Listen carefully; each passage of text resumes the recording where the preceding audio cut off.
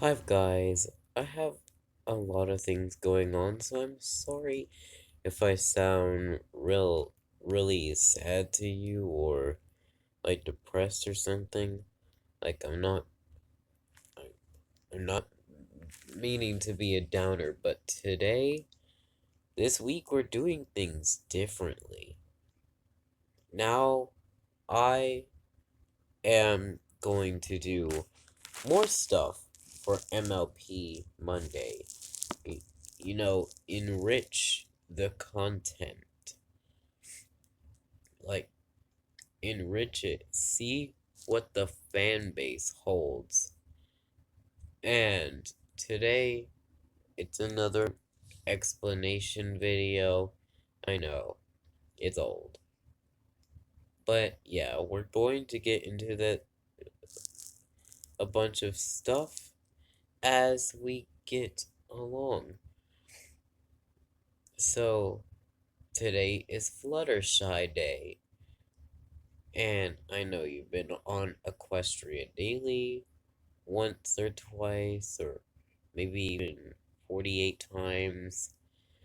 But here, today, we'll be talking three topics as we will do in every explanation video. So here's some Fluttershy pictures to get us started to celebrate.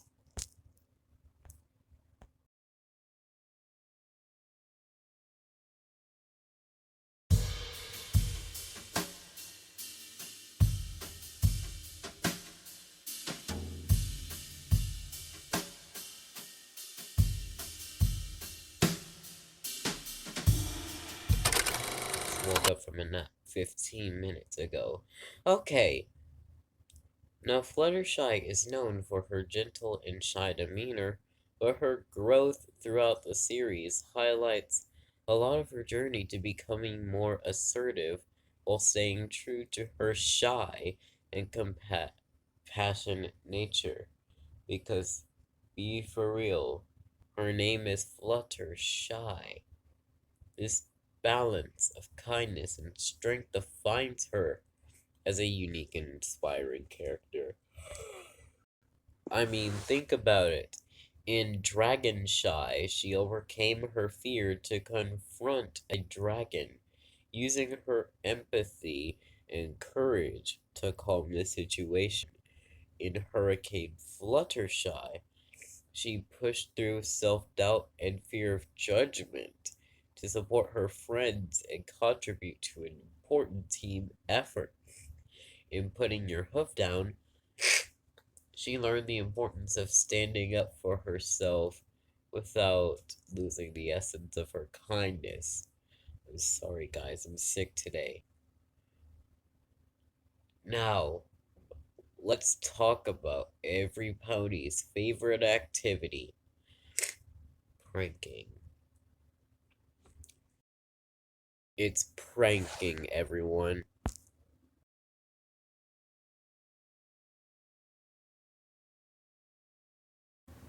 Truly an art form of Equestria. No surprise that certain ponies excel at bringing laughter and occasional chaos with their clever antics. Now let's explore it. Highlight the da- highlight the top pranksters of the series, and we all know those dynamic duos like dying Celestia's Kate Green, playing harmless jokes on other ponies, teamwork and creativity, bringing all the endless humor, and then the joy of playful friendship, why we need it in our lives. We can start with Pinkie Dash partners in crime. Pinkie Pie and Rainbow Dash are ultimate partners in crime when it comes to pranking. Their escapades have brought plenty of laughter and chaos to Ponyville. The show mentioned they were on a really good pranking streak in Griffon the Brush Off. They team up to prank their friends with harmless jokes, like switching Twilight's ink with invisible ink, giving Rarity a bouquet of sneezing powder. Their camaraderie shines as they laugh and creative ideas as they share. And then 28 pranks later. Da, da. It's called 28 pranks later, but how many pranks really are there? Well, I haven't taken the time to count, and no one else has. But all I know is they've scared Fluttershy in the forest, they've had the whoopee cushion prank on Twilight, and they switch out joke cookies to prank the entire town. Pranking your entire city is wild. And that brings us to the next topic. A lot of these titles are borrowed from many known things. Griffon Brush Off is a playful nod to the phrase, giving someone the brush off. A dog and pony show is the definition of an elaborate display or performance, often silly or stupid. Green with envy and green isn't your color are two similar sounding meanings. All's well that ends well. It was a pun on Shakespeare. All's well that ends well. Luna eclipse directly would reference lunar eclipses. And then you have Secret of My Excess, inspired by the movie The Secret of My Success. M.M. Mystery on the Friendship Express to Agatha Christie's Murder on the Orient Express. These titles are still coming. Sleepless in Ponyville is a nod to the romantic comedy Sleepless in Seattle. Now, Keep Calm and Flutter On is based off of British propaganda posters from World War II that actually became a amazing meme. It was called Keep Calm and Carry On. Just for sidekicks is a spin on the idea of side characters taking the spotlight. In season 4, if you daring do, you daring don't. Rarity Takes Manhattan is inspired by the musical Annie and its song NYC, celebrating the grandeur of Manhattan.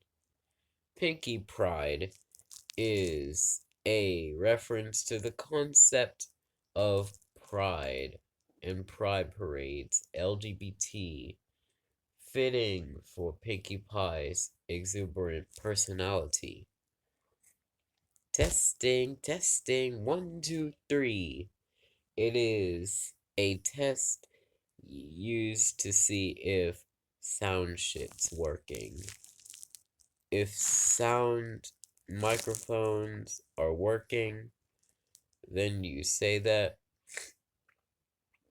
Season 5 and Season 6, like Home Sweet Home and Castle Sweet Castle. Bloom and Gloom, it's doom, not bloom. Thanks for the memories. The 1938 song, Thanks for the Memory. And then, Do Princesses Dream of Magic Sheep? It was a twist on Philip K. Richardick's novel, Do Androids Dream of Electric Sheep? Rarity investigates, invoking detective stories like Hercule Poirot or Sherlock Holmes. Brotherhood social. And then do you see Oh my gosh. Season 6. A Gauntlet of Fire is the symbolization of hard challenges and trials.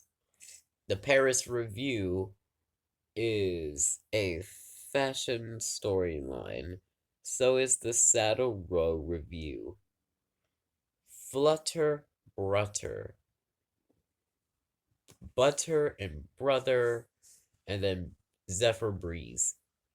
The times they are a changing. The times they are a changeling. Top Bolt and Top Gun. Season 7 and Season 8. Parental guidance, glidance, forever young and Philly. A royal problem, a royal pain. It isn't the main thing about you. It's the main thing about you. Once upon a time, there was School Days, a 1907 song nod for school days, fitting for the start of the School of Friendship. The Mod Couple is a reference to Neil Simpson's Simon's The Odd Couple, reflecting Maud's unique relationship.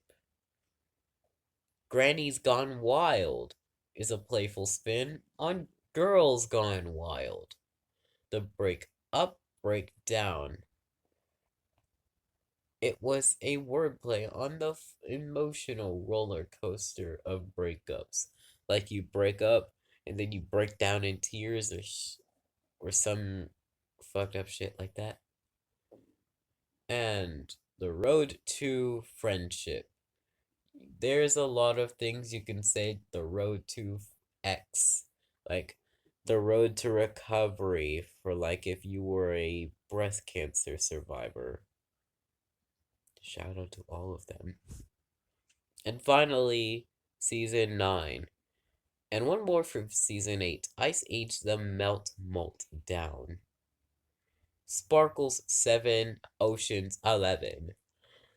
The Last Laugh is copyrighted from The Last Laugh. Let me have the last laugh. 2, 4, 6, great. It's supposed to be 2, 4, 6, 8. A Trivial Pursuit is a direct reference to the popular board game Trivial Pursuit. The Big Mac question. Now, without the Mac, this means the big question. The ending of the end. When you take the end and make it more endier. And now, finally, we will see. How would the main 6 affect Ponyvillian life? And then we'll give them US department roles if they were executive branch people. Twilight Sparkle has leadership as the Princess of Friendship, and she fosters unity and problem solving, organizing community events like Winter Wrap-Up and the Summer Sun Celebration. Her work on Sweet Apple Acres supports Ponyville's economy on Applejack, and her honesty inspires trust and strong relationships throughout the town. As Rainbow Dash is a weather pony and a Wonderbolt, Rainbow ensures Ponyville's skies are clear and contributes to the town's safety with her quick thinking. If you remember the mysterious Ne'er-do-well, her boundless energy and party planning skills bring joy and cohesion to the community. Pinkie makes sure every pony feels included and celebrated. Through her boutique, Rarity not only provides fashion, but also elevates Ponyville's culture and attracts visitors and fosters creativity. Her care for animals would make Ponyville a great conservationist. So, Twilight Sparkle would be the Secretary of Education. Applejack would be the Equestrian Secretary of Agriculture. Rainbow Dash, the Equestrian Secretary of Transportation. Pinkie Pie, the Secretary of Health and Human Services. Or rather, Pony Services, if you will. Rarity, the Secretary of Commerce.